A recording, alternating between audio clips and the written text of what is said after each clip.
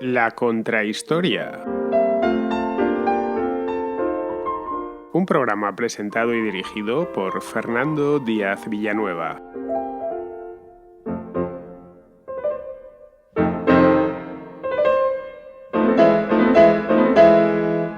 Acaba de aprobarse una nueva reforma educativa en España que afecta directamente a la enseñanza de la asignatura de Historia en el bachillerato.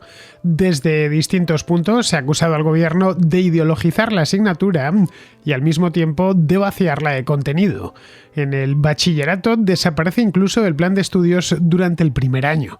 Se podrá seguir cursando, pero solo si el alumno se ha decantado por la modalidad de Humanidades y Ciencias Sociales en el segundo año. En ese caso, la asignatura impartida se corresponderá con la edad contemporánea.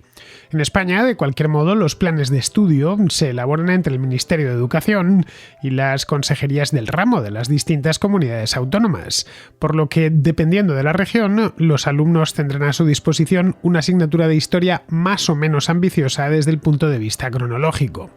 La historia es una materia que siempre genera mucha controversia.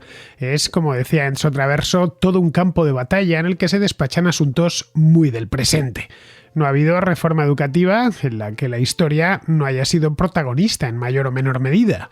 Muchos se plantean si, tras las sucesivas reformas, corremos el riesgo de que las futuras generaciones no sepan historia.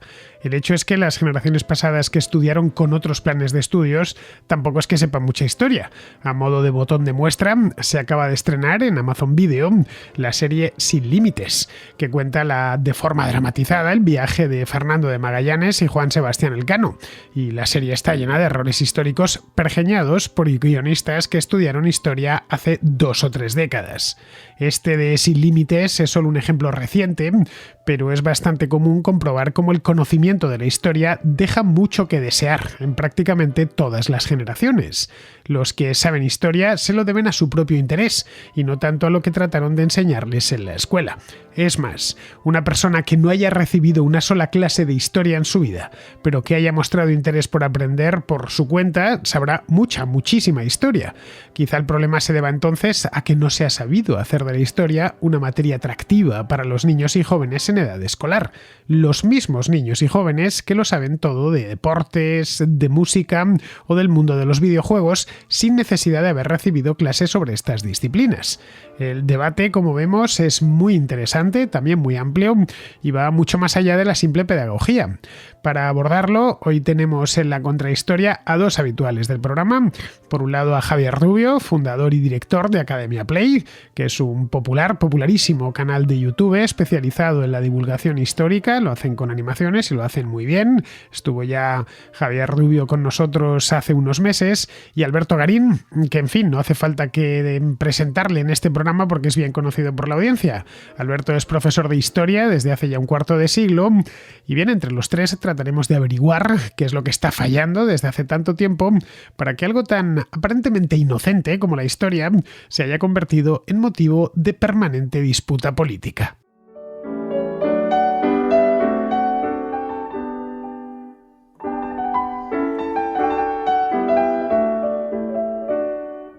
Después de 3 meses de sequía, sin Alberto Garín, vuelve hoy el hombre más deseado de La Contrahistoria. Le tengo aquí ya frente a mí, tengo a mi izquierda también a Javier Rubio, como se ha anticipado en la introducción. Vamos a hablar de un tema que, como os decía, es muy interesante y versa sobre la enseñanza de historia. Hemos aprovechado un gancho de actualidad, que es la última reforma educativa que tanto está dando que hablar en España. Las reformas educativas dan que hablar en cualquier lugar, pero en España, como reforman continuamente los planes de estudio, pues hay polémica prácticamente en todas las legislaturas. Yo no recuerdo un gobierno que no se haya metido en una reforma educativa o en varias y que esa reforma educativa haya sido contestada por parte de la sociedad. Esta última no iba a ser menos, a pesar, y esto es importante remarcarlo, de que en España no tenemos un plan de estudios único. Ahí el Estado está descentralizado y por lo tanto las comunidades autónomas tienen mucho que decir en ello. Pero bueno, de esto y de muchas más cosas vamos a hablar hoy. Antes de nada, os voy a reintroducir después de 3 larguísimos meses, sé que se os han hecho eternos, a Alberto Garín, que le tengo aquí. Muy buenas, Alberto. Hola, Fernando. Como siempre es un placer estar contigo y con los contraescuchas.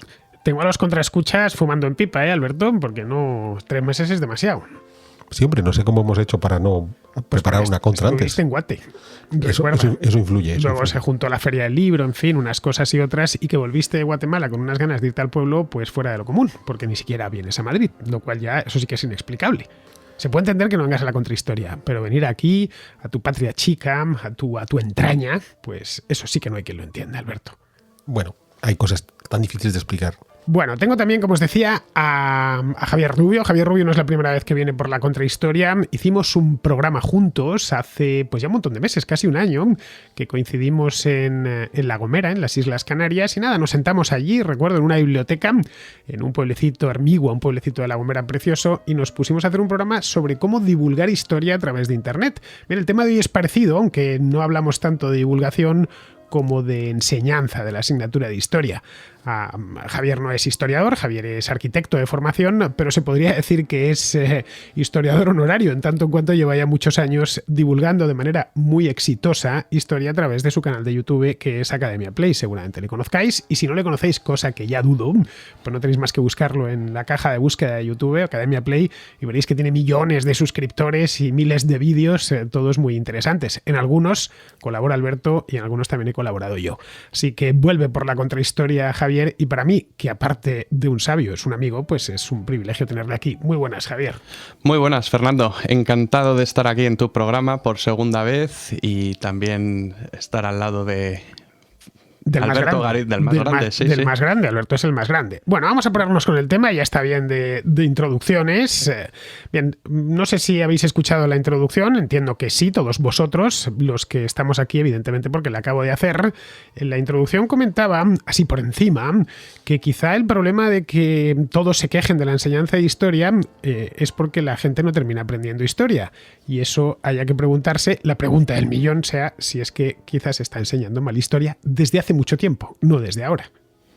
Bueno, indudablemente es una asignatura que es muy fácil convertirla en una materia aburrida. Todos los que estamos aquí y todos los que nos están escuchando han estudiado historia en algún momento de su vida, forma parte del currículo habitual desde primaria, y seguro que los que estamos aquí y los que nos están escuchando pueden recordar perfectamente clases soporíferas de historia, a pesar de ser una de las materias que podría resultar más atractiva de enseñar, podría resultar más atractiva de cautivar al estudiante, y sin embargo, probablemente porque se hace hincapié en una serie de fórmulas preconcebidas, de memoria, de fechas, de listados, y ojo, no vamos a caer en el vicio de hablar de los Reyes Godos, que es algo que no se estudia desde los tiempos de nuestros padres, sino antes, sino sencillamente en el hecho de hay un discurso preconcebido que es el que hay que transmitir. Vamos a ver cómo resolvemos, cómo cumplimos el programa de ese año y ya está. Hay una persona aquí que no ha estudiado historia en la universidad, cosa que tú y yo, Alberto, sí que lo hemos hecho, que es Javier. Javier, como he dicho antes, estudia arquitectura, y tú y yo venimos ya, digamos, maleados, porque aparte de estudiar historia en el colegio y en el instituto, pues luego nos sacudimos 5 años, que era la carrera de geografía e historia de aquel entonces, eran 5 años, y tenemos una percepción de esta disciplina muy distinta a la de un tipo que estudió cualquier otra cosa, que una vez salió al mercado laboral, todos sus conocimientos de historia, si no se los había procurado por su cuenta, eran los que había recibido en el colegio, en la escuela, vamos, en la enseñanza primaria y secundaria. Es el caso de Javier Rubio. Tú, Javier, antes de ponerte con Academia Play, entiendo que ya eras aficionado a la historia. Sí, que no fue algo casual. No fue algo casual. O sea, a mí la historia me gustaba desde pequeñito, siempre en casa estaba rodeado de libros de historia, he viajado mucho con mis padres y siempre me ha interesado mucho. Mi padre también es arquitecto. Es verdad que la arquitectura también tiene una carga importante de humanidades, y en la carrera de arquitectura también te enseñan algo de historia. Yo tuve profesores, no tuve a Chueca Goitia, pero sí tuve a Pedro Moleón o a Barbeito, profesores que saben mucho de historia y han escrito mucho de historia. Pero yo, antes de empezar Academia Play, ya me había interesado por la historia, e incluso empecé la carrera de historia por la UNED.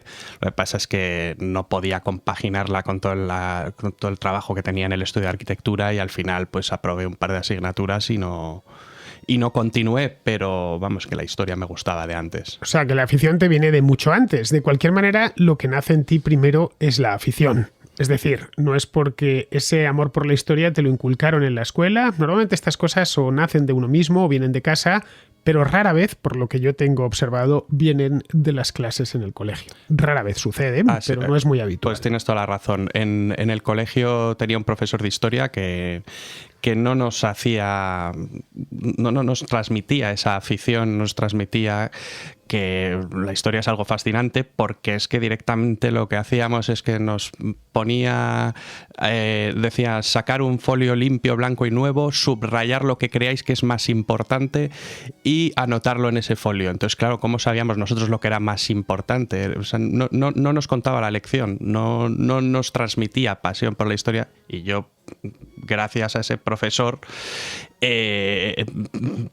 me dejó durante unos años de gustar la historia casi, pero bueno, yo ya tenía la afición de antes y la afición fue creada en casa y esto me salvó de alguna manera. Yo la verdad es que nunca he sido profesor de historia. Bueno, miento, sí que lo he sido, he dado clases de historia del cine, pero puntualmente y cuando ya era mayor. Yo cuando terminé la carrera lo último que quería ser en la vida era profesor de historia. Simplemente pensarlo me generaba angustia. Entonces, el único profesor que tenemos aquí es Alberto. Ha señalado directamente a los profesores, Javier, como acabas de ver. O a algunos profesores. Él los ha señalado, yo los he señalado, y yo podría recitar los nombres de todos los profesores de historia que tuve en primaria, en secundaria y en la universidad, y puedo citar nombres de profesores que me hicieron apasionarme por la historia. Los menos. Bien. Entonces, y doy los nombres. Amparo Couceño en tercero de bachillerato y Vicente Valls en el preuniversitario fueron clave para que me enamorara de la historia. Curiosamente, tuve otros profesores, y recuerdo, aquí no vamos a decir los nombres de los malos, quedamos con los nombres de los buenos. Tuve una profesora en primero de bachillerato que era profundamente aburrida en clase, pero que en alguna ocasión nos invitó a acompañar a ver exposiciones de arte, y cuando estaba fuera del aula, cuando estaba fuera del formalismo ministerial, era fantástica. O sea, era una señora que se transformaba, pero incluso ella misma se transformaba. Era una mujer aburrida, gris, oscura en el aula, y cuando alguna vez nos consiguió sacar del aula y llevarnos a ver una exposición, que además solían ser grupos pequeños, era una mujer vivaracha, alegre, risueña. O sea, de alguna manera, el hecho de verse constreñida a un formato preestablecido debió ser lo que no la permitía ser tan comunicativa como cuando estaba fuera. En efecto, yo sí que soy profesor y he dado durante muchos años historia de la arquitectura. Una de las obsesiones que he tenido siempre es no caer en los errores de estos profesores que hacían mis clases soporíferas. ¿Lo he conseguido? Pues no lo sé. Tendrán que ser los alumnos que he tenido los que puedan decirlo. Tenemos la suerte de que algunos de ellos son contraescuchas, así que hasta pueden entrar en los comentarios y decirnos cuán buen o mal profesor he sido para ellos. Pero indudablemente es fundamental a la hora de que la historia se convierta en una materia seductora quien te la enseña. Y de ahí que por muchas reformas, y vamos a volver mucho en el debate de hoy sobre esta idea, por muchas reformas que hagamos a los programas de historia, no es tanto el contenido que vamos a impartir, aunque a lo mejor Javier aquí puede discrepar, como el cómo impartimos ese contenido. E insisto, yo he tenido 2 buenos profesores en la carrera, podría añadir otros 2 buenos profesores más, Santos Madrazo y Alicia Langa Lahorga, pero después el resto no fueron capaces de transmitirme la pasión que yo por mí mismo tenía por la historia. Yo la verdad es que soy muy crítico con la educación formal, la educación reglada. Creo que no se enseña, se aprende, lo he dicho muchas veces en la contrarréplica cuando me lo han preguntado. Yo todo lo que sé, todo, absolutamente todo lo que sé, y ojo, mucho poco, pero en fin, es medio siglo de aprendizaje. Desde que nací, o casi medio siglo. No he hecho más que aprender, es una cosa que me gusta mucho, leer y aprender cosas que no sé, y todo lo he aprendido por mi cuenta. Ya está, no hay que darle muchas más vueltas. Lo que sí he tenido es guías, gente, mentores a los que me he referido en cierto... Algunos los he conocido personalmente y otros han sido mentores en la distancia. Es decir, gente a la que sigues y a la que tienes como, pues eso mismo, como mentor, ya sean escritores, historiadores, etcétera, que tratas de seguirles. En nuestros tiempos es relativamente fácil porque está todo el mundo muy presente en todas partes. Hace 30 años pues no era tan fácil, pero era que te daba por un autor y te lo leías todo de él. No le habías conocido nunca jamás en la vida. De hecho, cuando se murió Chipola, creo que fue en el 98, yo nunca llegué a conocer a Carlo María Chipola, pero como lo había leído todo de él, me dio muchísima pena. Me sentía casi un deudo, un discípulo suyo, sin haberle ni estrechado la mano, ni haberle visto personalmente, pero tenía todos sus libros metidos en la cabeza. Así que yo a Chipola, que no fue profesor mío, sí en cambio lo considero un mentor en la distancia. Ya ves tú, un profesor italiano, un historiador italiano, que murió hace pues 25 años, tranquilamente. Así que, no sé yo, esto de es que vamos a enseñar mejor o peor, no se enseña mejor o peor, se tiene o no se tiene voluntad de aprender. A mí en el instituto, por ejemplo, intentaron enseñarme, sin éxito, cómo se hacían ecuaciones de segundo grado. Nunca aprendí. No hubo manera. No me entraba aquello en la cabeza porque no le veías necesidad ni sentido y lo consideraba la cosa más absurda del mundo. Despéjame la X, me decían. ¿Pero para qué quiero despejar la X? ¿Eso me resuelve algo? No había manera, lo tenía cerrado el cerebro completamente a ese tipo de materia, como eran las matemáticas.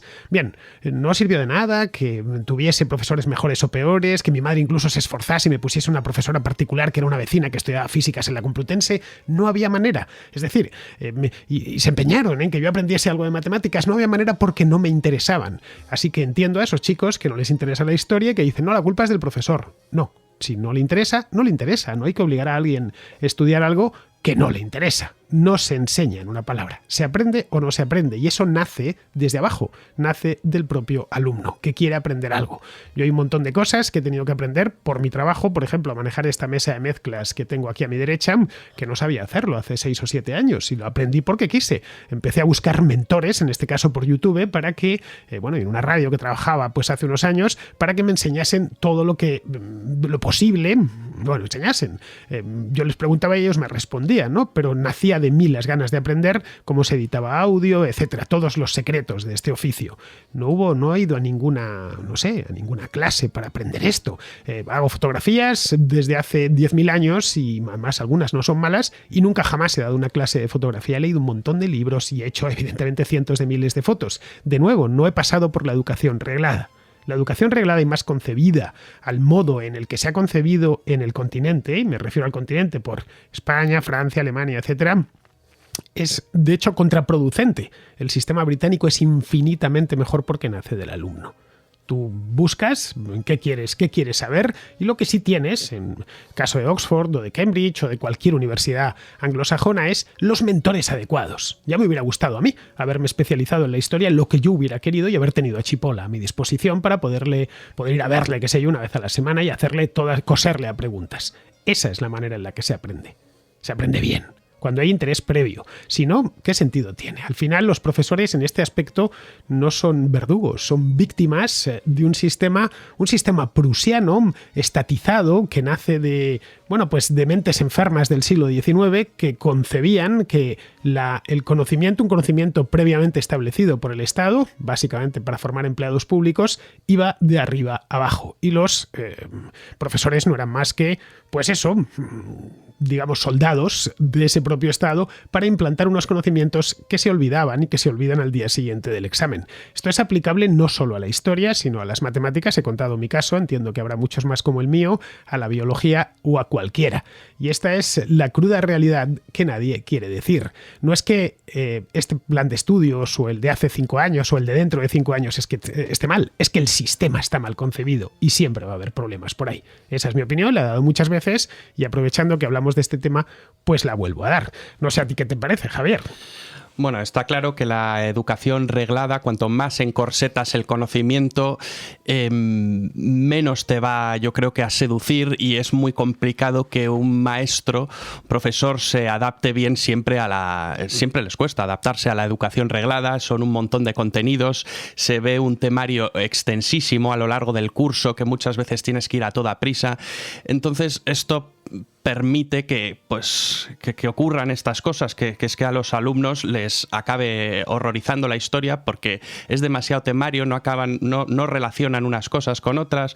Es muy difícil. Por ejemplo, en la historia de España, en segundo de bachillerato, abarca 3.000 años de historia. Empieza en el Paleolítico y acaba en nuestros días, con la construcción de Europa, el euro. Son un montón de años y yo entiendo que claro, dar todo ese contenido para el profesor es un reto enorme. Y es verdad que cuanto más libertad tiene el maestro con sus alumnos y en la medida en la que se salta un poco esa educación reglada y esos contenidos, acaba siendo mejor maestro y mejor profesor y acaba seduciendo mejor a los alumnos. En esto hay una cosa que habría que plantearse en el tema de la historia y es ¿por qué razón se empeñan en los políticos, estoy hablando, porque esto nace del Estado, ya digo, los profesores, todo lo más que me producen es, en este aspecto me compadezco de ellos, que se tienen que meter como engranajes en un sistema que de por sí es malo, ¿no? ¿Por qué tienen que estudiar el neolítico? Estudiar, ¿no? Es decir, clavar codos y olvidarlo al día siguiente. ¿Por qué? Que me expliquen la razón. Las cosas las hacemos con un objetivo. No porque sí, no en vacío. Es lo que yo preguntaba con las ecuaciones. ¿Por qué yo tengo que despejar esta X?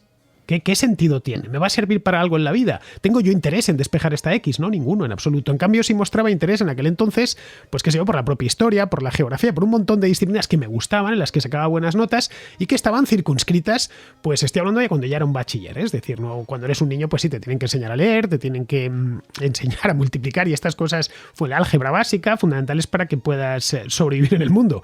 Pero a partir de los 13, 14 años, a partir de ahí los seres humanos ya desarrollamos nuestros propios intereses. ¿Por qué le vas a meter a martillazos la Revolución Francesa? Si no tiene ningún interés en saberla.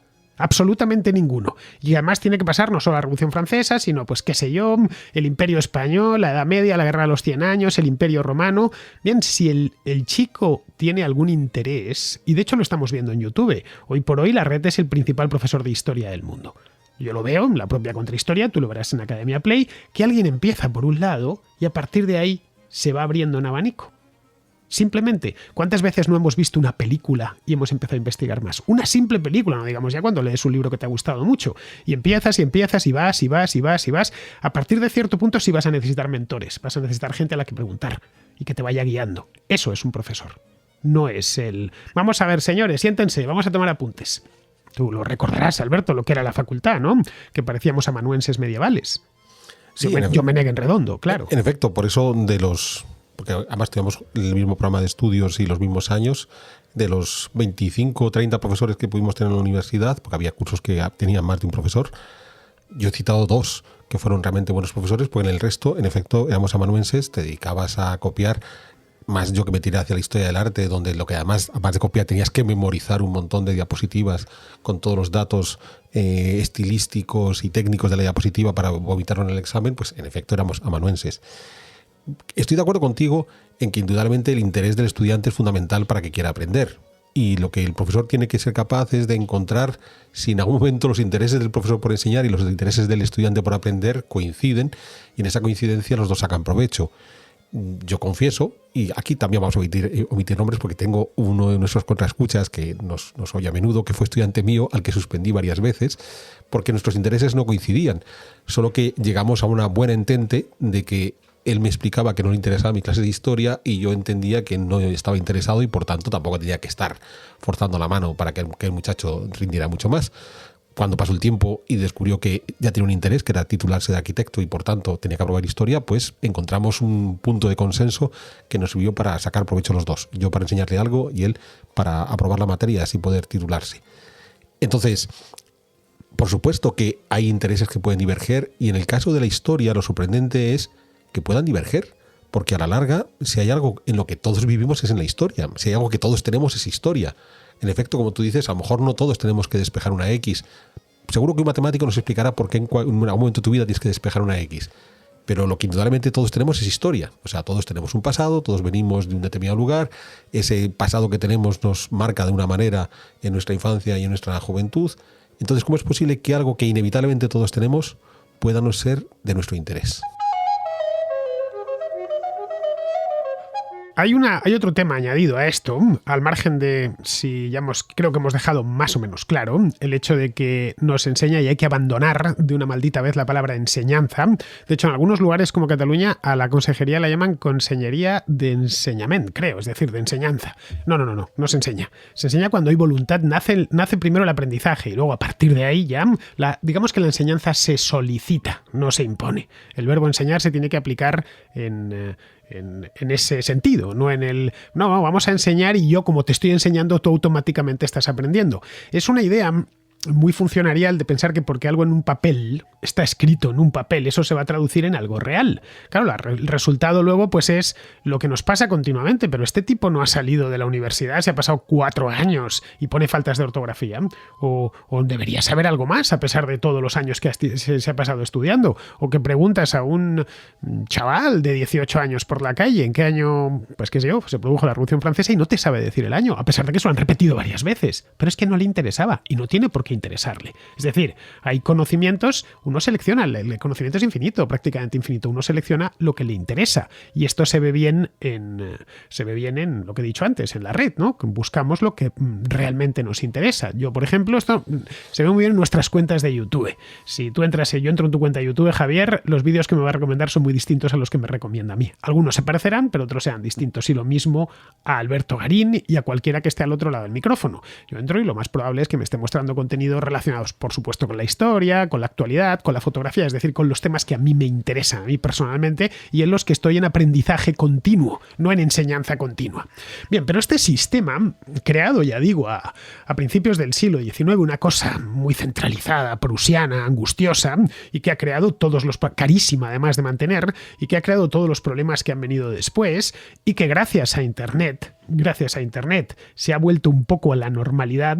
Hoy en día ya se aprende de esta manera, se ha vuelto de manera informal a aprender de esta manera, pero claro, todo el mamotreto estatal montado en torno a la educación sigue ahí.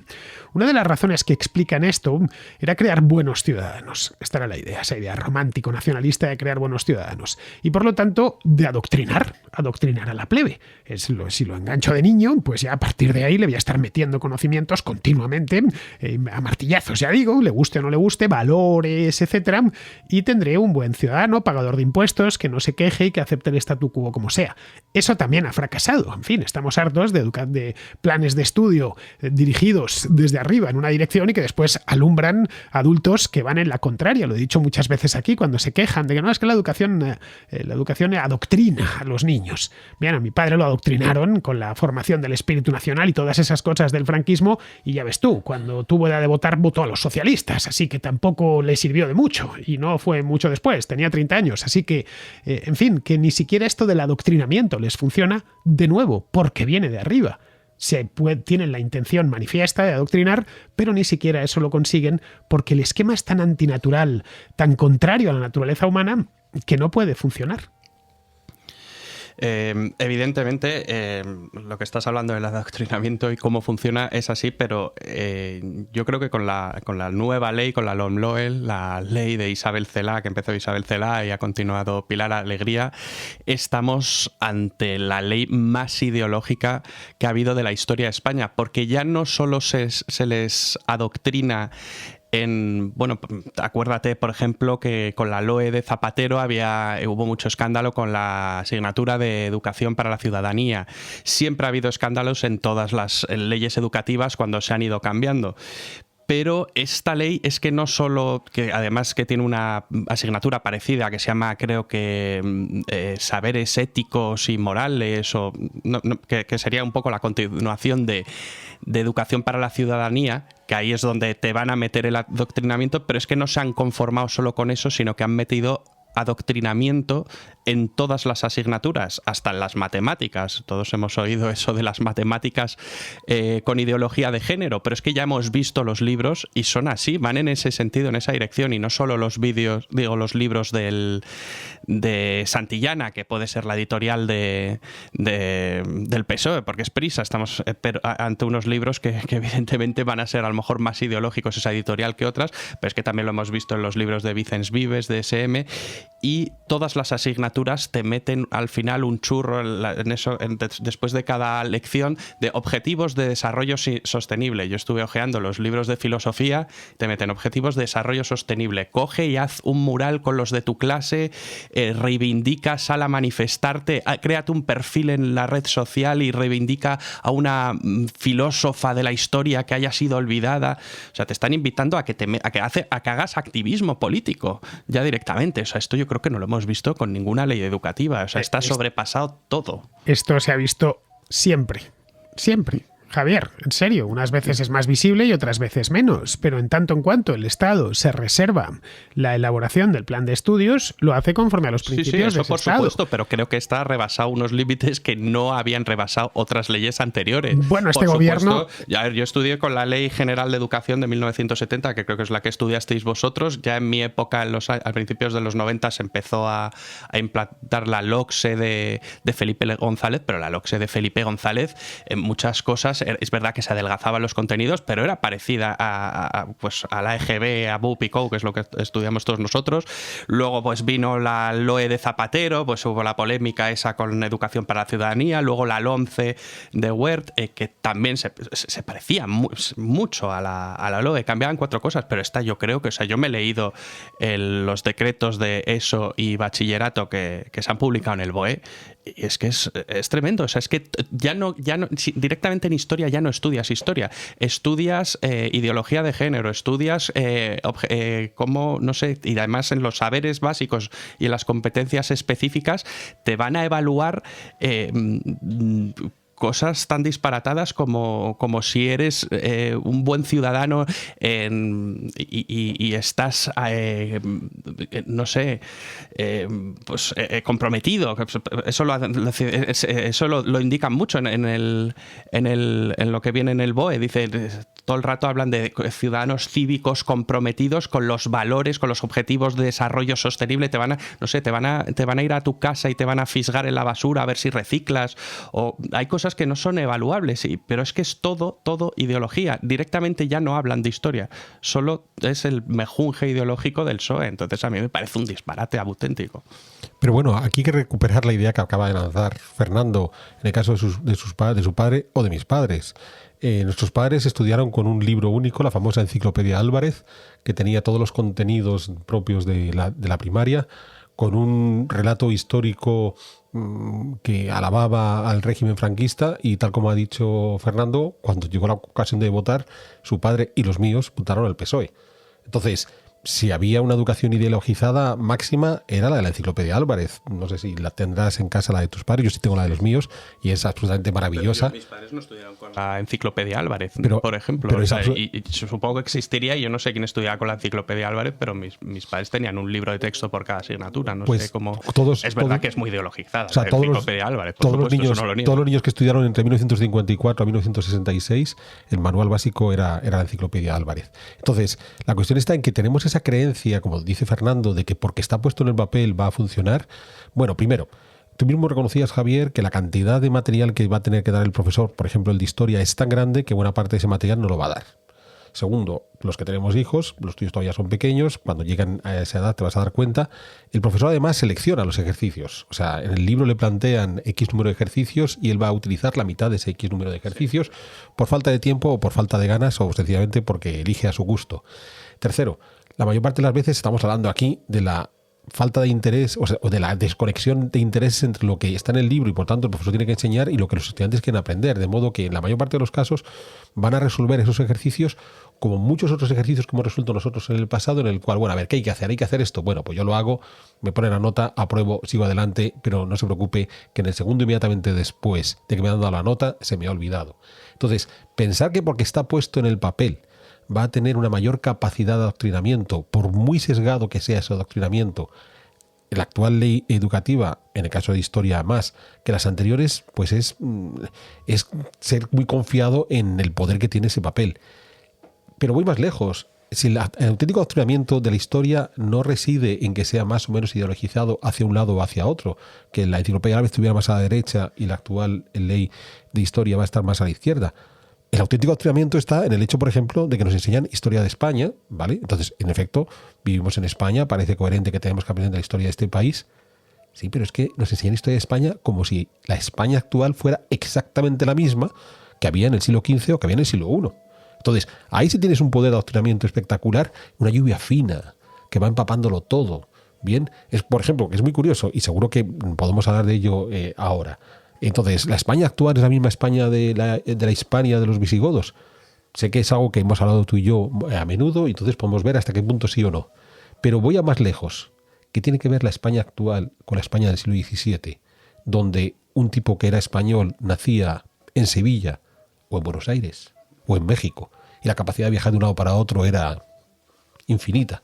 ¿Cómo es posible que podamos estudiar historia de España, que pasemos por los siglos de la Edad Moderna, del XVI y XVIII, y no nos expliquen que esa España era una España gigantesca que estaba al otro lado del Atlántico? Pero que esto no es una cuestión de leyenda rosa o imperialismo, es una cuestión de cómo funcionaba ese país en esa época y por qué la dinámica actual en la que vivimos en el siglo XXI responde a esa dinámica.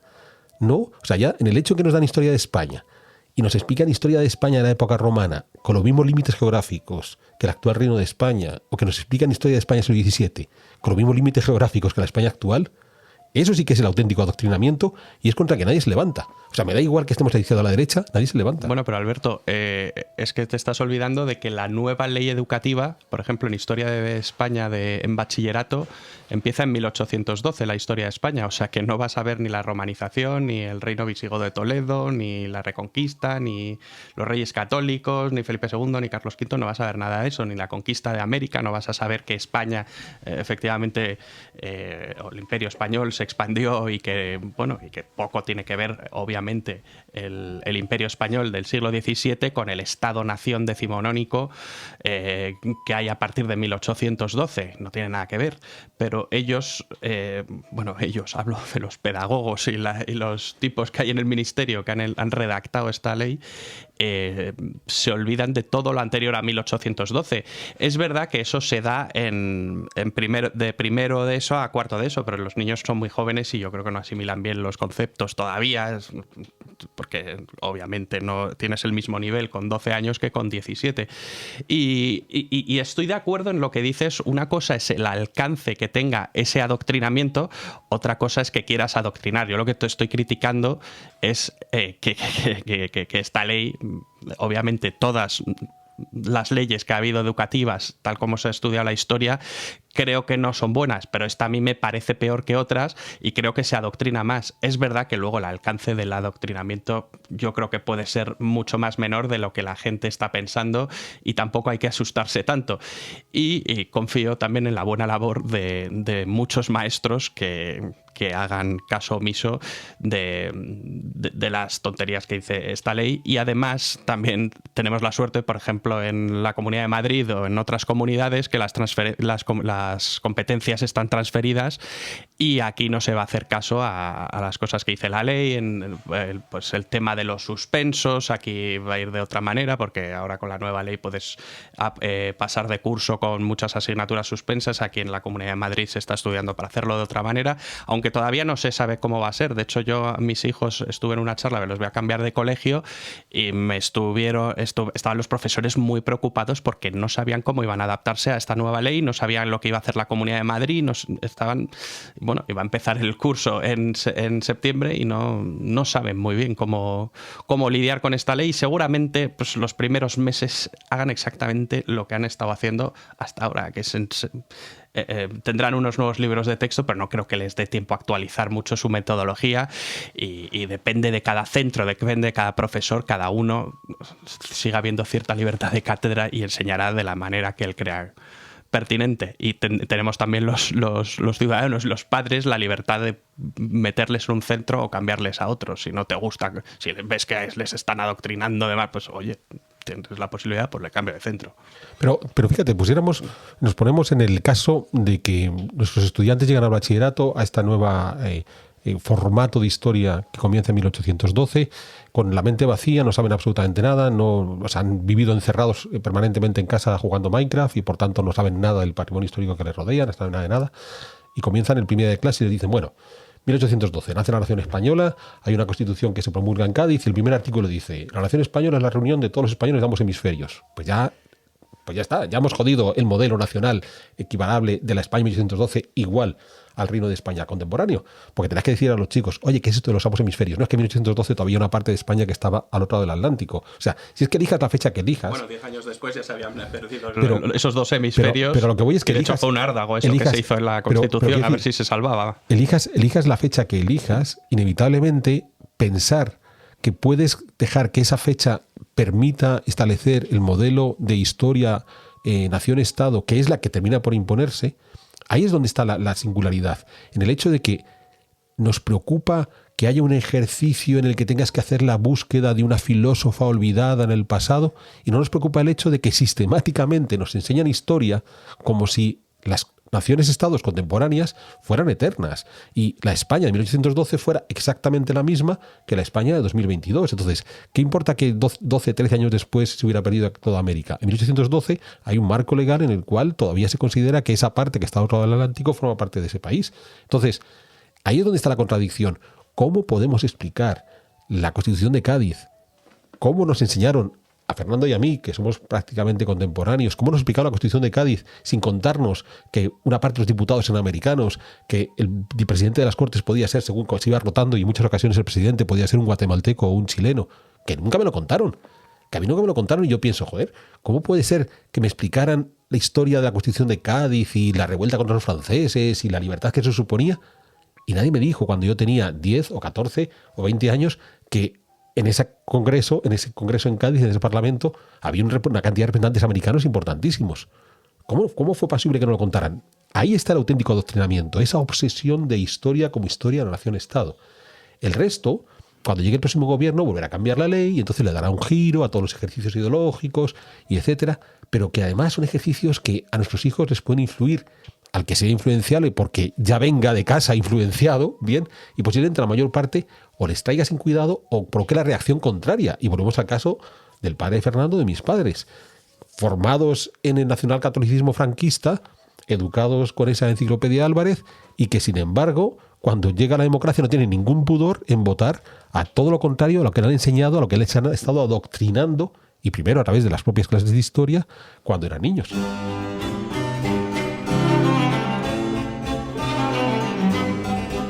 Bueno, lo ves perfectamente los jovencitos actuales, ¿no? Les están metiendo toda esa ideología ecoresiliente, sostenible y demás, pero luego ellos van a lo suyo. Tienen sus propios canales de Twitch, sus propios canales de YouTube, sus videojuegos, etcétera. Se han construido su propio mundo en función de sus intereses. Y lo que le venga de arriba les da igual.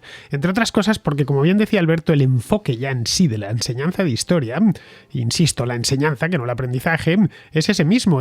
Vamos a hacerlo de manera cronológica y en base a naciones-estado. Las historias nacionales, ¿no? Ya está, las naciones-estado actualmente existentes, nada más. El resto se ignora, entonces tienes que seguir una cronología, pues 1812, y entonces después viene la Guerra de Independencia, durante, luego posteriormente Fernando VII, la década ominosa, las guerras carlistas, etcétera, y entre medias han ido surgiendo procesos históricos importantísimos que se ignoran. Porque claro, tienen que meter fechas, tienen que meter batallas, tienen que meter reyes, gobiernos, y esos luego los van salpimentando de complejos ideológicos. Yo, por ejemplo, recuerdo el modo en el que me explicaron la restauración de Alfonso XII, ¿no? Eran todo elementos negativos, que si el caciquismo, fruto de los propios historiadores del siglo XX, nada más, que lo habían llenado. Luego, cuando uno baja sobre los hechos, que la historia se nutre de hechos, dicen, pues no fueron años tan malos. La verdad es que España se moderniza en aquel momento, se industrializa en aquel momento, fueron 50 años bastante estables, evidentemente había problemas de todo tipo, sociales, políticos, etcétera, estuvo la guerra de Cuba, que no importó tanto como nos hacían ver esos atormentados escritores de la generación del 98, el día que se perdió Cuba estaba Madrid en los toros, lo digo por si ese dato también no es que te lo oculten, es que ni siquiera lo conocen. Resulta que procuran incorporar todos los elementos para que el estudiante no se interese. Esa es la realidad. Evitan, por ejemplo, historias que son fascinantes y que explican el mundo moderno, como la historia del ferrocarril, por ejemplo. No se puede explicar nuestro mundo sin ello, y apenas, pues no, muy por encima y pasando como si eso no hubiera tenido importancia. A ver, en nuestro mundo ha tenido mucha más importancia el ferrocarril, en el mundo como se ha configurado finalmente, que la Primera Guerra Carlista. Bastante más importancia. Y además es algo que la historia no deja de ser el mundo del pasado, un mundo como el nuestro, menos poblado, como contábamos en aquella contrahistoria Alberto y yo, pero un mundo poblado por gente como nosotros, movido por pasiones humanas, ¿no? Pero en cambio se va todo a la política. Es un plan de estudios hecho por políticos cuya legitimidad la buscan en ese Estado-nación, y que cuentan la historia de políticos del pasado que explican que ellos estén mandando ahora. Al final, la historia del franquismo, por ejemplo, que esencialmente era la historiografía de finales del 19, de la construcción del Estado-Nación, ojo, esto es extrapolable a Hispanoamérica, ¿eh? En Argentina están con los mismos problemas. Si bajas a los libros de texto, de hecho son más nacionalistas todavía, o en Perú, o en Colombia, o en la misma Guatemala, ¿no? Lo único que tienen, eso sí, una historia algo más corta. Todo es justificar el momento presente en el pasado.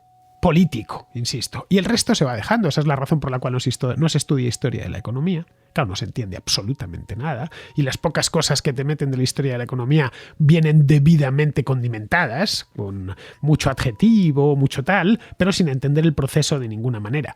Creo que una de las cosas que han hecho funcionar este programa, que por cierto cumple hoy, tal día como hoy, 1 de julio, este programa empezó en el año 2016, pues cumple su 6º aniversario, es que yo solo o en compañía de Alberto hemos tratado de dar a episodios históricos de todo tipo y condición, aquí se ha hablado de todo, de cierto enfoque no académico político. Y esa es la razón por la cual, bien, pues la contrahistoria tiene millones y millones de descargas desde hace 7 años.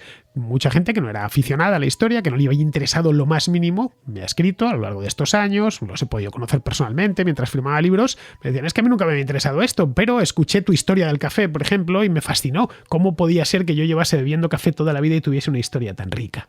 O la historia de la aviación que hice en aquel momento, otro elemento fundamental del siglo XX, o la historia del fútbol, cómo nació aquel deporte que hoy conmociona el mundo cada vez que hay unos mundiales o una Eurocopa, ¿no? O la Liga mismamente.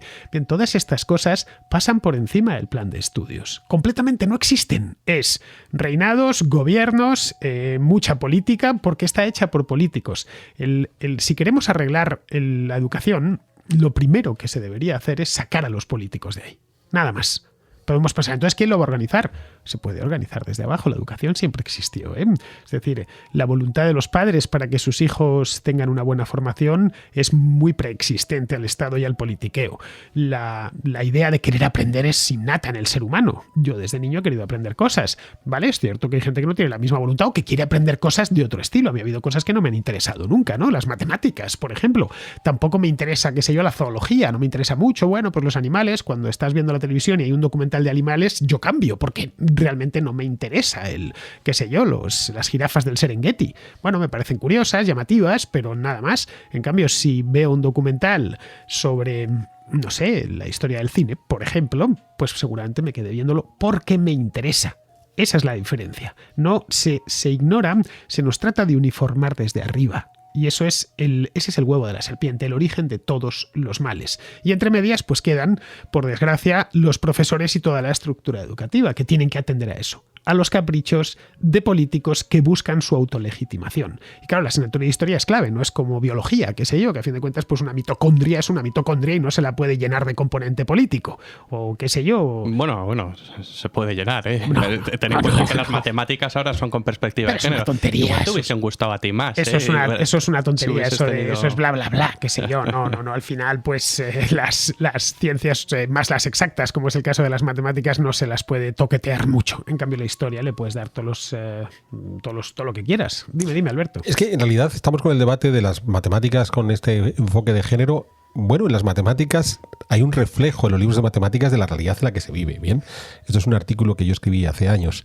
Repasando, aproveché en Guatemala que nos habían hecho una donación de libros y como casi siempre cuando donan libros a los países del tercer mundo te dan libros de texto. No te dan novelas o te dan buenos ensayos, te dan los libros del colegio que no quieres en casa. Entonces, de repente me encontré una biblioteca donde tenía libros de texto pues desde los años 60 hasta los años 90. Y se me ocurrió hacer un ejercicio, que es lo que convertí en el artículo, de las imágenes que acompañan los libros de matemáticas. Y son fantásticas. Entonces, las imágenes que acompañan los libros de matemáticas en los años 60 hasta principios de los 70, los maestros eran unos tipos formales, serios, con saco y corbata. Los niños iban bien vestidos. Bien, también podían llevar ellos también saco, la americana. A partir del final de los 70 cambia esa imagen, los niños empiezan a llevar pelo largo, pueden ir con vaqueros, con jeans, los profesores empiezan a tener barba, dejan de utilizar la corbata, y según vamos avanzando en los años 80-90 aparecen robots. Entonces los niños que hacen las cuentas y que van moviéndose los ejercicios ya no van solo, van con robotitos. Bien, y por supuesto aparecen maestras, desde los años 70 ya hay maestras de matemáticas, es decir, que esto que estamos viendo ahora no es gratuito de hoy. Ahora, cuando yo hice ese ejercicio de recopilar todas las imágenes que yo había encontrado en los libros de texto de matemáticas españoles de los años 60, 70, 80, 90, yo como historiador hice el análisis y dije, joder, qué interesante, qué giro tan curioso. Como niño de los años 70, 80, no me acuerdo de nada. O sea, bastante tenía con tratar de entender cómo funcionaba aquello de las matemáticas y aprobarlo. Tuve un profesor maravilloso, don Julián, a quien siempre le pondré el don por delante porque era un tipo increíble. Pero si tú me preguntas, oye, en tu libro de texto había robotitos, había un señor en la playa o el profesor tenía corbata, no me acuerdo. Pero estoy seguro que el pedagogo que empezó a poner aquellas imágenes dijo, esta lluvia fina les va a influir. Pues no me influyó. Entonces, las matemáticas de género van a influir a nuestros niños cero. Además, como son matemáticas, qué bueno decir que va a influir cero. Cualquier cosa que venga desde arriba va a influir en los niños cero. Les va a entrar por un oído y les va a entrar por el otro. Ya digo, pongo el caso de mis padres. Les hartaron con el rollo de por el imperio hacia Dios y unidad de destino en lo universal y luego llego yo, nazco y no me bautizan. Tú fíjate qué cosas. Ojo, unos años después de que terminasen con la paliza aquella de por el imperio hacia Dios. Ya ves tú, más ideologización que aquellas asignaturas del franquismo es difícil, de los años 50. Ojo, mis padres nacieron en la inmediata posguerra y se comieron la parte más dura. Sí, pero una cosa es que no permee y otra cosa es que qué oportunidad perdida meterte todas estas chorradas de diversidad, género, compromiso, igualdad, resiliencia. Cada época tiene sus fantasmas. Bueno, Javier. Sí, y qué oportunidad perdida para a lo mejor aprender la historia del ferrocarril, como tú decías, o la de la aviación, o la del café, o cualquier otra historia. Pero es que el problema, ¿no? el problema de lo que te dedicando recursos para estas tonterías que al final no van a hacer tanta mella en la sociedad, pero se están dedicando recursos ingentes. Esa es la crítica que Javier, habría que cambiar el sistema por completo. No vale. Vamos a meter ahora la historia del ferrocarril o la del café o tal. Bueno, pues esto sería porque lo ha dicho Fernando Díaz Villanueva en un programa. No, se trata de cambiar por completo el sistema del bachillerato. ¿Tú cómo lo harías? Pues no lo sé porque no soy especialista en eso, pero desde luego que partiese de abajo, no desde arriba. Eso es lo fundamental. He comentado el sistema anglosajón en las universidades, que me parece bastante bueno en ese aspecto, mediante colegios en la que el estudiante apenas tiene clases. La idea de la clase magistral, eso es un disparate y todo está concebido en clases magistrales en nuestro sistema, en el continental, y esto afecta a toda Europa continental y también a Hispanoamérica. La idea de que tú llegas, te sientas y hay un tío que te está diciendo cosas que tienes que memorizar y después repetir. Bien, si repites el 100% de lo que te ha dicho, sacas un 10. Y entonces luego podrás hacer una oposición abogado del Estado y serás pues ahora ya sea de Santa María o alguno de estos. Si repites el 70%, un 7. Y podrás optar a una carrera pues más o menos buena. Si es un 5, un 5. Y si repites el 30%, es decir, porque estás en otra cosa, porque estás en lo que realmente te interesa y aprendiendo las cosas que te interesan, en ese caso suspenderás. Esa es la realidad. Muchas veces es mejor una persona, ya sabéis el culto al empollón que hay en España, claro, en un sistema que viene desde arriba, todo reglado, el empollón es el modelo a seguir. No necesariamente, el empollón es el obediente, esencialmente, es el que repite, es el memorión, ya sabes esto de la... Y no siempre los empollones son los que triunfan en la vida. En absoluto, triunfan en la administración, obviamente, porque sacan las mejores oposiciones porque no saben hacer otra cosa más que clavar codos y aprender cosas de memoria. La memoria ya sabes que es la inteligencia de los torpes, ¿no? Bien, el sistema premia eso mismo, la inteligencia de los torpes, y en la historia más que en ninguna otra disciplina, porque es aprender de memoria. Dice ya lo de los reyes godos. Vale, evidentemente lo de los reyes godos no sé si ni siquiera, creo que a mi padre todavía le pillo, pero vamos, a mí desde luego no me pillo lo de los reyes godos. Pero yo conozco la Hispania goda y nunca había aprendido los reyes godos de memoria porque no hacía falta. Pero es que a pesar de todo hay que aprender muchas cosas de memoria. Dirás, ¿la memoria en la historia es importante? Sí, evidentemente. Sí. Necesitas una serie de clavos, ¿no? Necesitas saber dónde están las cosas, conocer un poco la cronología, pero luego cuando bajas al detalle tienes que entender el proceso. Si no, no te sirve de nada aprender las cosas de memoria. Pero ahora la tendencia es la contraria. La tendencia de los pedagogos es a que los alumnos no sufran, no memoricen y al final pues no tienes una serie de datos, esos clavos que dices tú, que yo creo que son fundamentales. Sin memoria se deshace la inteligencia. Pero es que vas a memorizar... a las personas que tienen Alzheimer. Pero, Javier, la persona que tiene Alzheimer no tiene memoria, no tiene inteligencia. Javier, vas a memorizar de cualquier manera. Cuando yo me pongo a aprender algo, lo que sea, memorizo sin darme cuenta. Cuando algo te interesa, lo memorizas. Sí, te guardas los elementos fundamentales en el cerebro, en el disco duro. Ya está. Ahí lo tienes, en el cofre del tesoro. Pero nadie te ha obligado, nadie te ha puesto una lista para que memorices. Cuando yo me pongo a aprender algo, e insisto, no paro de aprender cosas. Mi vida ha sido aprender cosas. No necesito ponerme listas y aprenderlas de memoria para que venga un tío en nombre del Estado y me examine. Y me ponga una calificación dirigida a luego hacer un examen de selectividad, sacar unas notas en la carrera y después hacer una oposición. Porque en el fondo todo el sistema educativo está concebido para eso, para proporcionar empleados probos y obedientes al gobierno, al Estado. No hay que darle muchas más vueltas. Y también hay dos maneras de memorizar. Está la memorización por repetición y la memorización por asociación. Tú seguramente te sepas decir desde los reyes católicos, todos los reyes de España, hasta ahora. Y yo también. Y Alberto, ¿por qué lo sabes? Porque has leído mucho sobre esos reyes y al final pues los sabes relacionar unos con los otros y sabes decir la lista. No es porque hayas memorizado una lista que empieces Isabel la Católica, Fernando el Católico, Juana la Loca, nadie, bueno, no sé si eso se hace en los colegios, pero si memorizas esa lista probablemente se te acabe olvidando. Si te interesas por esos reyes, por sus vidas, probablemente y sepas relacionar unos con otros, ya te sabes crear tú esa lista en la cabeza, que esa es la memorización por asociación, que es la interesante. Bueno, creo que Javier lo deja claro. Por supuesto que hay que romper una lanza por la memoria. El problema está, como tú dices, si la memoria solamente es una memoria repetitiva. Entonces, ¿qué es lo que nos enseñaban en el colegio? Que inevitablemente tenías que memorizar las capitales de Europa. Y venga, al listado de todos los países de Europa y a poner capitales. Y todavía, Fernando y yo tuvimos la suerte de que Yugoslavia solamente era una. Y entonces no teníamos que aprendernos las 7 repúblicas de la antigua Yugoslavia. Entonces, sin embargo, tú puedes aprender, y aquí Javier lo estaba explicando bien, tú puedes aprender las capitales de Europa asociándolas. Entonces puedes ir vinculando cada una de las capitales a algo como regla mnemotécnica. Una imagen, una fotografía, un monumento. Y funcionará. Entonces, sí, por supuesto que la memoria es necesaria en el aprendizaje, esa memoria asociativa. Pero la pregunta que planteaba Fernando, o que planteaba Javier sobre cómo hacer esa reforma pedagógica, pues aquí yo sí que me apetece dar mi punto de vista, porque además lo he publicado y varias veces. El problema principal que tenemos en la educación formal es que es obligatoria. Yo sé que esto va a escandalizar a más de uno diciendo, ¿cómo? ¿Estás diciendo que la educación no tiene que ser obligatoria? ¿Estás diciendo que cada padre tiene que decidir de manera libre cuántos años quiere llevar a su niño al colegio? En efecto, desde pequeño.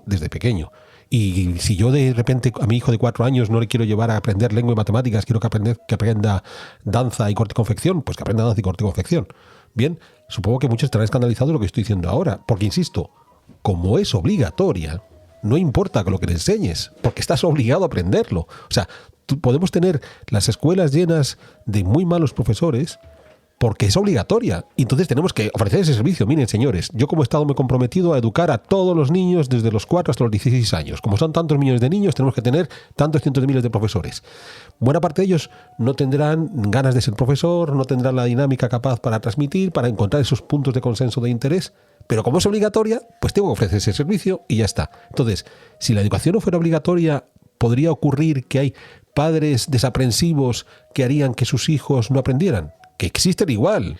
O sea, que ese padre que protesta salvajemente para que a su hijo le regalen el aprobado, aunque sepa que su hijo no ha hecho absolutamente nada, pues ese señor importa un comino la educación. Solamente que sabe que tiene que cumplir con el trámite porque es obligatorio. Entonces, que deje de ser la educación obligatoria. Y a partir de ahí es cuando podemos empezar a hacer una educación de calidad.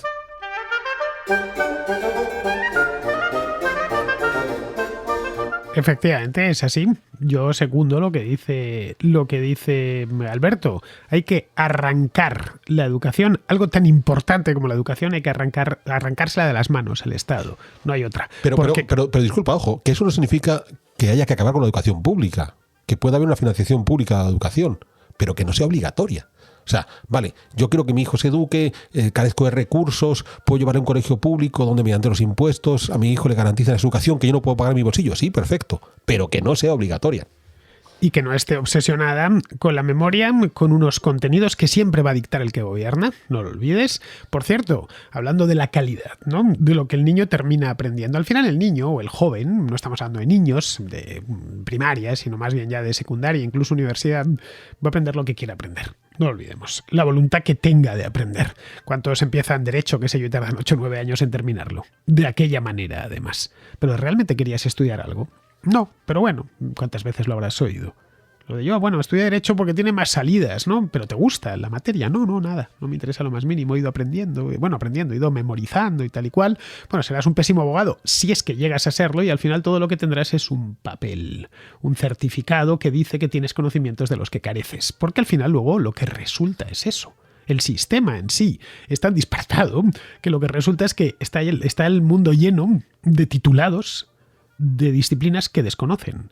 Caray, ¿cuántas veces a mí se me han presentado chicos con la carrera recién terminada de periodismo y no sabían escribir? Nada. Y que los titulados además desprecian a los que no tienen ese papel. Que Bueno, sí, pasado, es ¿no? bastante común. Sí, Cuando es que tocas una disciplina que exactamente no es la que te has especializado, ya están los de la otra disciplina diciendo, este es mi terreno, cuidado. Efectivamente, empiezan, ¿no? Esto es intrusismo Sí. de papelería, estamos hablando, ¿no? Al final todo está concebido para un certificado emitido por el Estado, y el Estado antes ha puesto sus propias normas. Por cierto, lo va relajando cada vez más, al igual que practican quiebras parciales en el sistema de pensiones, ¿no? Y van recalculando los años que necesitas trabajar y tal y cual. Bien, pues con esto hacen lo mismo. Cada vez la exigencia es menor, que es una cosa que llama la atención. Y dicen, es que ahora les aprueban sin... Yo recuerdo que tenías que repetir como te quedas en 2 asignaturas, ¿no? Ahora ya pasan con una tranquilidad pasmosa.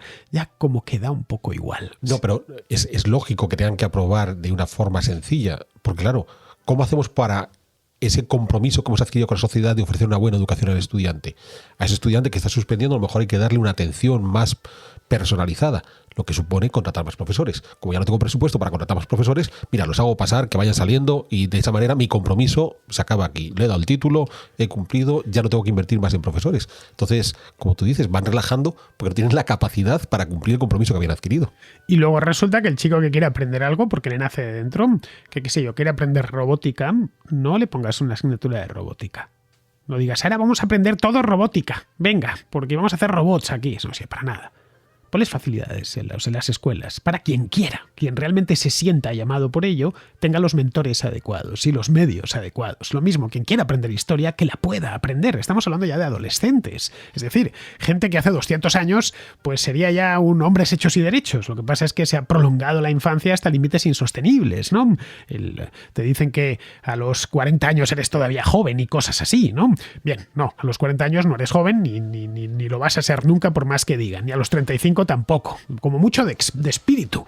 Y aun con todas, yo soy bastante con esto de la juventud, digamos que es una enfermedad que se cura con la edad, afortunadamente. Pero bueno, que volviendo sobre este tema, que se pongan cualquier reforma que vaya a cambiar el sistema tendría que ir en esa vía. Ahora, ¿se va a hacer? No, se van a quitar ellos mismos el caramelo de la boca. Dime, ¿tú crees que van a hacer una reforma que conduzca hacia eso? Ni de broma. Porque además hay una sensación general de que lo que está en el papel se termina cumpliendo. Pero eso bajas a la calle, es que esto si está prohibido va a ser así, ¿no? No va a ser así. Es que si yo digo que si yo meto en el plan de estudios tal cosa, todos lo van a aprender. No lo van a aprender alguno. El empollón lo meterá en la cabeza. Otra cosa es que se quede o no se quede con eso. En el caso de la historia, los problemas que hay de orden de aprendizaje vienen de ahí. Es más, hicimos un programa sobre novela histórica hace unos meses, aquí Alberto y yo, sobre cómo, si es buena. Bueno, al final rompimos una lanza, no varias lanzas a favor de la novela histórica. Hace más por el aprendizaje de la historia una buena serie, una buena película, una buena novela histórica, que todo el temario junto. Así te lo digo, y me bajo a los hechos. Por supuesto, sí. Vamos, eso es así. Hace más por la historia, por el aprendizaje de la historia, un buen vídeo de Academia Play que toda la asignatura de historia de ese año. O esos libros que ilustráis tan primorosamente, sí. ¿No? Que tenéis en las librerías, que a los niños les encantan. Sí. No a todos, pero sí. Un podcast de los vuestros, está claro. Bien, ya me dirás tú, ojo, nos está costando una fortuna mantener todo eso puesto. A mí lo que me da rabia es que los profesores, que es gente que me consta que la mayor parte de ellos es gente enamorada de la materia, que les encanta lo que hacen, que les gustaría muchísimo poder comunicar de esta manera, no puedan hacerlo porque están constreñidos por el sistema. Un sistema que de por sí es aberrante. Están esclavizados por el programa, porque exacto. Claro, muchos profesores les gustaría a lo mejor, bueno, pues hoy vamos a ver esta película histórica, esta serie histórica para, no sé, para afeccionarles y claro, se da cuenta el profesor y dice, es que está avanzando el temario y todavía me quedan, vamos, a vosotros supongo que os pasaba que yo nunca llegaba a la guerra civil. Y porque no daba tiempo. O sea, es que estás todo el rato avanzando el temario a saltos y no te da tiempo a hacer otra cosa. Pero es que estás confundiendo temario con aprendizaje. Y a mí me dicen, ¿tú llegaste a la guerra civil? Y yo qué sé, yo ni me acuerdo. Lo que sí sé es que estudié la guerra civil bien y a propósito y además con gusto. Pero es que yo no llegué, qué sé yo, a los Tudor en Inglaterra. No se estudiaban en el plan de estudios de España y en cambio sí que me puse con ello bastante bien. Otra cosa es que te pongas por tu cuenta. Claro, tampoco estudié la historia de la guerra civil y me puesto por mi cuenta, pero nunca llegaba. A mí me preguntan, ¿llegaste a la historia de Estados Unidos? No estaba ni siquiera en el temario, pero luego la estudié por mi cuenta porque me interesaba. Ya está. Lo mismo con la historia del arte. ¿Estudiaste a tal o cual pintor? ¿Llegasteis? No, pero es que ese pintor en concreto me interesaba y por eso lo estudié por mi cuenta y me puse por mi cuenta. Ojo, yo estoy hablando de una persona formada entre los años 80 y 90. Que había los medios que había en aquel entonces, siendo ya muchos en comparación con la época de mis padres o de mis abuelos, no eran nada, ni una fracción de lo que son ahora. ¿Tú sabes lo que tiene hoy un chico de 16 o 17 años al alcance de su dedo índice, con el ratón? ¿Sabes lo que tiene? Bueno, ¿qué digo? Con la pantalla del teléfono o de la tableta. ¿Sabes lo que tiene ahí? El océano de sabiduría dispuesta a que él la asimile si quiere asimilarla. Que no tiene por qué ser así. A mí puede ser que me interesase la historia de Estados Unidos, pero entiendo que a muchos no les interesase y en cambio les interesen otras cosas. La historia del cine, que decía antes, que aquellas clases que di en Guatemala hace unos años, pues tenía a los alumnos encantados, porque bien, no se solía explicar, veíamos películas, hablábamos y me la preparé para que fuese interesante. Bien, la desconecté además de lo que era una clase, digamos, tradicional, ¿no? Bueno, lo que me encontré es que estaba la clase encantada con aquello. Pero ahí la pregunta que ha hecho Javier es la clave. O sea, ¿viste la guerra civil, por ejemplo? Yo hablaba al principio del programa de mis dos grandes profesores de historia en el instituto. Amparo Couceño, que estaba en tercero de bachillerato, que en aquella época tenías que ver historia de España.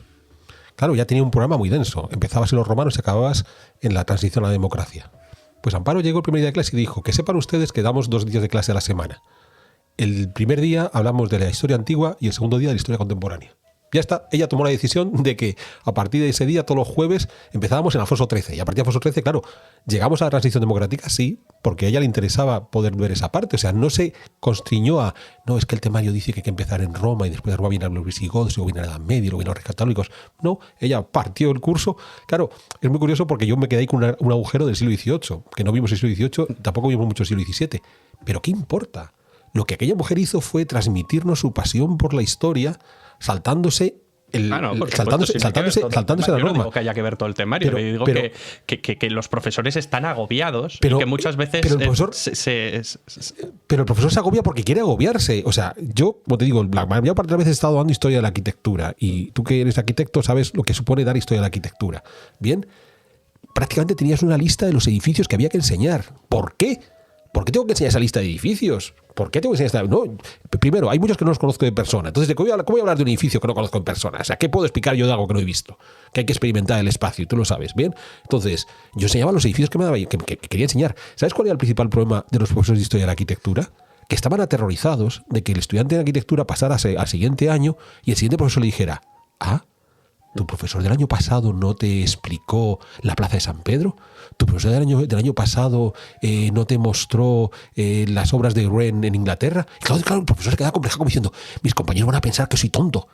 Que te den por saco lo que digan tus compañeros. Tú estás allí para transmitir esa pasión que tienes. ¿Cómo funciona el sistema? Un profesor que a lo mejor no da todo el temario, a lo mejor los profesores, los alumnos se quejan, los padres se quejan, luego se examinan en selectividad y no han visto tal. Entonces, al final ese profesor acaba siendo expulsado por el sistema, porque viene otro que sí te lo va a contar y te va a dar en 5 minutos una pildorita de cada cosa, no te vas a enterar de nada, pero sí que has visto el temario. Entonces, claro, el sistema promueve este tipo de cosas. No, una cosa es que el sistema pueda promover ese tipo de cosas y otra cosa es que el profesor se pliega o no se pliega al sistema. Tú eliges si te pliegas o no te pliegas al sistema. O sea, yo expliqué los edificios que quise durante todos los años que he estado en historia de arquitectura.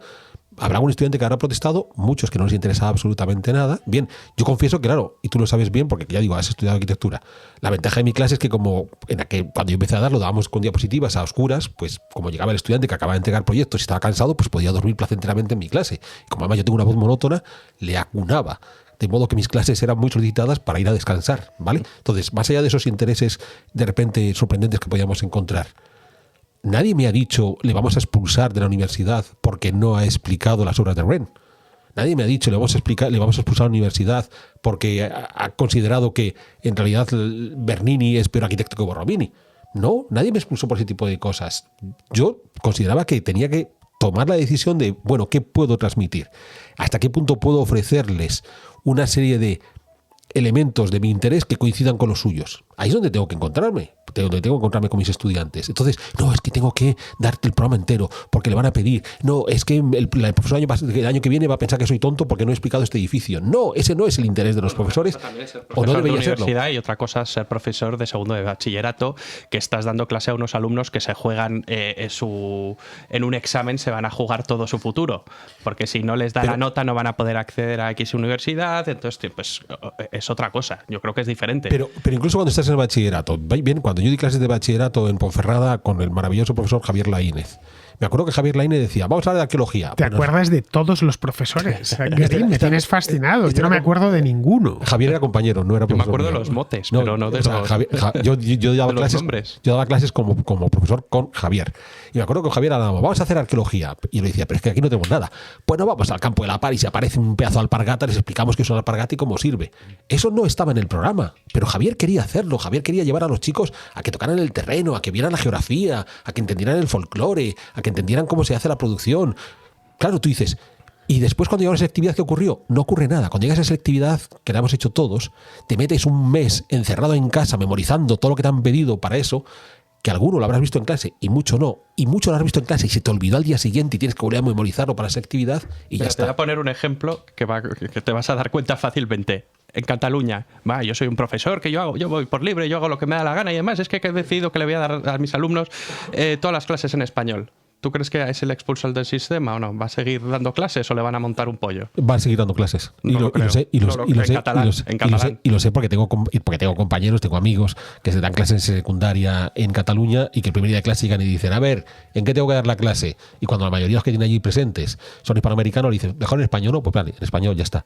Que tampoco nos creamos los mitos de que hay un policía ideológico que está controlando que cada profesor no. El profesor no, pero puede pasar o no puede pasar, o sea que tampoco. Pero estoy hablando de profesores que dan en institutos públicos y claro, la pregunta cada año que le hago es, bueno, Sergi, ¿este año qué has dado la clase? ¿En español o en catalán? Pues en español como todos los años. Al final se termina imponiendo el orden natural de las cosas. Ya está. La estructura que viene de arriba, ya digo, es tan aberrante que a pesar de todo siguen apareciendo florecillas y ves a algunos profesores que con todas las dificultades que puedan tener y que lo constreñidos que están por el propio programa, pues tratan de... Ahí ya van personas, claro, es que eso no lo puedes imponer tampoco desde arriba. Ser un buen profesor es algo que nace desde ti, ¿no? Que tengas vocación por eso. La carrera de profesor es una carrera muy vocacional, esa es la razón por la cual yo no me dediqué a ello, no tenía esa vocación, es casi, digamos, una suerte de sacerdocio. No vale cualquiera. Para ser un buen profesor, evidentemente, para implantar un temario, hacer copiar al dictado y corregir exámenes, en principio vale cualquiera que maneje bien esa asignatura, pero para ser un buen profesor necesitas tener esa vocación, como yo tenía vocación de periodista, a pesar de que no estudié la carrera, pero sí me gustaba contar cosas y explicar lo que pasaba, hacer fotografías, estar un poco en medio de la noticia, me gustaba y ya ves tú, no estudié la carrera que teóricamente debería haber estudiado, no por nada, tenía nota en selectividad para hacerlo, pero es que miré el plan de estudios y dije, aquí se estudian, aquí hay 4 tonterías, me llenaba mucho más la carrera de historia porque veía asignaturas reconocibles como historia del arte, historia medieval, arqueología y cosas así, ¿no? Bueno, total, como tengo que pasar por este mal trago, yo no quería estudiar la carrera, no tenía ninguna intención, pero bueno, ya sabes, los padres empiezan, no hace falta el título, el papel, el maldito papel. Ese es al final no se juzgan conocimientos, sino certificados.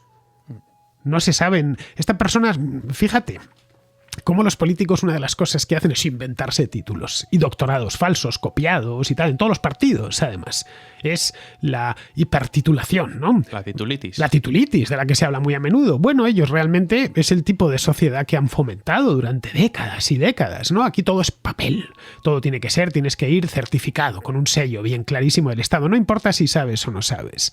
Luego al final resulta que encuentras sabios de distintas materias que no tienen un solo papel. ¿Y este tío cómo sabe tanto? Si no tiene 2 doctorados y 3 carreras y tal y cual. ¿Cómo es posible? Quizá porque se ha dedicado a aprender y no a estar satisfaciendo un plan de estudios absurdo. Y empollando y aprendiendo de memoria y repitiendo al 100%. Porque en el fondo consiste en eso. Así que vamos a dejar de dramatizar que el problema no es de este o del otro plan. O de la enésima reforma educativa. El problema es un problema sistémico. Está mal concebido desde hace ya 200 años y esto seguirá igual y mañana, como bien ha dicho Alberto, llegará otro gobierno con sus propios rollos y sus propios fantasmas y pondrán sus cosas. Nos quejamos porque estos ideologizan, pero ideologizan en su lado. Otros vendrán y ideologizarán en el suyo.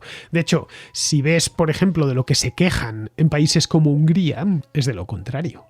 Es de que tratan de sacar del sistema educativo cualquier contenido relacionado, por ejemplo, con el género o con la homosexualidad y se quejan allí a ciertas asociaciones amargamente. Es que claro, todo viene desde arriba y es la ideología del Estado. Bien, pues nosotros tenemos la nuestra. Ahora bien, ni los niños húngaros terminarán comiendo la papilla que les ha puesto Orbán y compañía, ni los niños españoles terminarán, bueno, comérsela la comen, otra cosa es que la digieran, ¿no? La papilla que le ponen los políticos de aquí, Irene Montero y compañía. Esto yo creo que una de las cosas buenas que te da aprender historia es que te ayuda a ser bastante relativo. Te permite ver lo efímeros que somos nosotros y los regímenes políticos. Cómo pasa todo. Hemos visto, por ejemplo, en la cumbre de la OTAN en Madrid, ¿no? Dándose unos aires todos, como si fuese, en fin, una ocasión única en la historia. Pues yo con esto de la cumbre de la OTAN en Madrid, hice una prueba. Quería mirar fotografías de la última cumbre de la OTAN en Madrid, que fue en 1997. Y efectivamente la OTAN tiene en su página web un reportaje fotográfico que se hizo entonces. Bien, todos los que estaban allí o están muertos, y nadie se acuerda de ellos, o están muy mayores. Y nadie se acuerda ni siquiera lo que se habló allí. Y ellos, por supuesto, ves unas fotos, ojo, del 97 estoy hablando, ¿eh? Con Solana. Hace 25 años estaba Solana ahí, claro. Hace 25 años, que es nada. En términos, imagínate cuando hayan pasado 50 o 75, ¿no? Esa es la realidad. Pero tendemos a pensar que el huequecito de tiempo que vamos a vivir es importantísimo y que... No. Al final, estas tonterías pasan y nadie se acuerda de ellas. Esa es una cosa buena para aprender historia. Aprenderla. Esto más no se puede enseñar, esto tienes que aprenderlo por tu cuenta. Bueno, queridos, oye, llevamos ya hora y pico con esto, ¿eh? No sé si sois conscientes. Y seguro que podríamos estar mucho más Podríamos tiempo. estar mucho más, pero el programa tiene una duración. Acabo de echar un vistazo al reloj y, bueno, hora y cuarto ya. Así que yo creo que deberíamos ir despidiéndonos, ¿no? ¿Qué te parece, Javier? Me parece perfecto. Ha sido una contrahistoria un tanto polémica. Este programa no se caracteriza por la polémica, no la busca, pero bueno, teniendo en cuenta el tema, un tema que me consta del que van a disfrutar mucho los profesores de historia, la contrahistoria lo escuchan muchísimos profesores, lo sé porque me lo han dicho. Cada vez que salgo por ahí y tal, me encuentro muchos profesores de historia que a Alberto también se lo han dicho, ¿no? Que escuchan este programa porque les gusta el modo en el que se transmite el conocimiento, ¿no? Pero yo creo que no ha sido polémica. Yo creo que hemos estado bastante de acuerdo en muchas cosas. Yo, quizá por mi condición de que soy algo más joven, pues soy algo más protestón y me gusta quejarme. Sé que no voy a arreglar nada, sé que vendrán otras leyes que dirán lo contrario, y que te adoctrinen en el otro sentido, pero... Estás muy atado a la coyuntura. Te falta, digamos, perspectiva histórica. Aún así se puede criticar, claro. Y es criticable. Pero sí, da igual, entonces tendrás que criticar cuando vengan los siguientes. Sí, ya está, porque por siempre va a ser así, siempre. El problema es cuando está roto Es decir, criticar, evidentemente yo soy el primero que critico este tipo de expansiones ideológicas, pero criticar la consecuencia y no la causa, porque esto no es más que la consecuencia de algo que ya estaba y que está ahí desde hace, pues es que se han formado muchísimas generaciones así, incluida la mía. Bueno, pero en los 80 no había tanta ideología, no había tanta. Eso es verdad. Bueno, quizá dentro de 20 años ya tampoco haya tanta, esto va por épocas, ¿no? Alberto en este aspecto está convencido que la locura esta identitaria que tenemos ahora pues pasará, a no mucho tardar además. Es una de tus predicciones, Alberto. No es una predicción, es que todas estas modas pasan. O sea, esto no es que tenga una bola de cristal, es que son siempre modas. Han pasado. Las modas pasan. Así que bueno, hay que ser optimista, no os preocupéis. Y resiliente. Bueno, resilientes me parece a mí que somos todos, a fin de cuentas, porque aquí seguimos, así que no han acabado, la vida todavía no ha acabado con nosotros, así que resilientes somos. Bien, queridos, pues nos vamos a ir ya, vamos a ir despidiéndonos de nuestros invitados. Javier Rubio, muchísimas gracias por habernos acompañado. Muchísimas gracias, Fernando, un placer. No, el placer ha sido enteramente mío y sé que también de los contraescuchas. Y en fin, ¿qué voy a decir de Alberto Garín que vosotros no sepáis? Ya está aquí de vuelta y espero que a lo largo de este verano, a pesar de que aquí en La Boardilla hace mucho calor, está el pobre, le tengo achicharrado y ojo, yo es un día fresquito, hay solo 29 grados. Yo estoy encantado, si os soy sincero, esta es mi temperatura, 29-30 grados, pues le tengo un poco angustiado. ahora le voy a sacar a la calle, le voy a dar con un abanico. Pues es que en la guardilla en cuestión tenemos un lucernario por donde entra el sol y los rayos del sol me dan directamente a mí. Entonces, aunque el termómetro dice 29,7, yo, gracias a los rayos del sol que me iluminan, debo estar en 34 o 35. En cualquier caso, gracias, Fernando, por darnos la oportunidad de debatir. Este debate que hemos tenido aquí en público, Javier y yo lo hemos tenido ya en privado en otras ocasiones. Creo que es interesante pensar, como ha explicado Fernando al principio, que Javier, que dirige Academia Play, nos ha invitado varias veces a hacer guiones para sus videos, y lo jugoso es que discrepamos hoy aquí en este debate y discrepamos cuando hacemos los guiones. Porque claro, hay quien considera que Academia Play es una especie de factotum con un discurso único, indudablemente financiado a partir de ciertos grupos de poder y de presión. Pues no, es un espacio donde se debate sobre historia y parte de ese debate es el que queremos transmitir a través de los videos. Y la demostración de que discrepamos la estamos viendo hoy claramente. Sí, hora y pico de discrepancia, lo cual está muy bien. No hay cosa mejor que la discusión y el enfrentamiento pacífico, por supuesto, siempre de diferentes ideas. Bien, querido, no os queremos quitar ni un minuto más de vuestro apreciado tiempo. Bastante hemos hecho hoy, que os hemos quitado pues hora y 20 minutos a lo tonto. Así que con esto terminamos ya y me despido de vosotros. Hasta la próxima Contrahistoria.